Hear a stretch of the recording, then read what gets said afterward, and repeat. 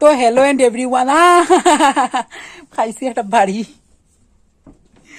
তো hello and everyone, সবাইরে একটা জিনিস আজকে দেখাইতাম এবং একটা কথা, ইম্পর্টেন্ট কথা কইতাম।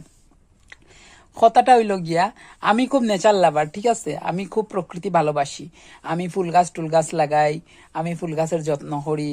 ফুল গাছও আমার প্রচুর ফুলের ভালোবাসা দেয়, ঠিক আছে? তো এই ভালোবাসা নিয়ে আমি খুব খুশি, খুবই খুশি।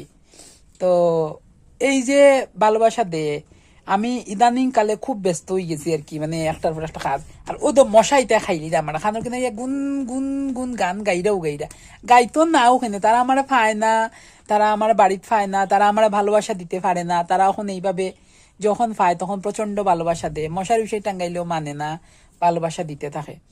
এখন ভালোবাসা দিতে দিতে একটা সময় এমন হইছে যে তারা যে আমার ফার না, আমি যে রাত্রে 12টা একটা হরিয়া বাড়ি তাই সকালের দিকে তো আর খুব একটা টাইম পাই না তারা দেওয়ার মতো।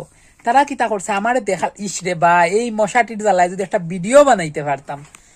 তো তারা যে রাত্রে দেখে, মানে আমার দেখতো চায়। আমি তো আর এখন আগের মতো গাছের নিচে রাত্রে যাই না, খুব একটা টাইম নাই।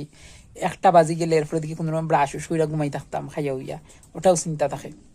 তো তারা দেখো কিতা করছে, মানুষে কয় নানি একটা বাংলা প্রবাদ, ও মাই গিও আমি কিতা লাত মারি ফালাই দিছি। আমার রে ভাই 1 মিনিট আতবাও শান্তি নাই। আমি ভিডিও করি আর কিন্তু মুখটা তোমরা আমার শান্ত দেখাড়া, আমার আতফাও গুড় গুড়ে এলোরে।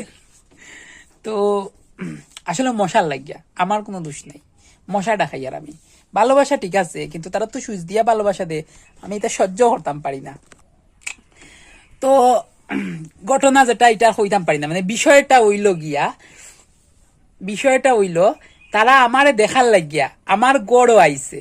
দেখছো একটা বাংলা প্রবাদ আছে না নি, আগের পিয়াসা কুয়া কি পাস না যা পায়, তো কুয়া পিয়াসা কি পাস আ যায়।